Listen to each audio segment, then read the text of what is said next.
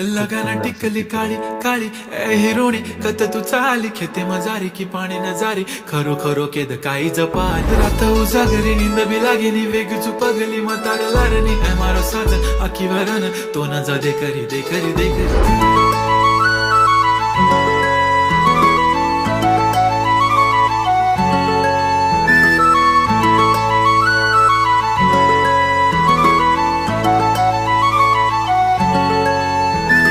छनछनन पैंजण चांदीचा कमर बंद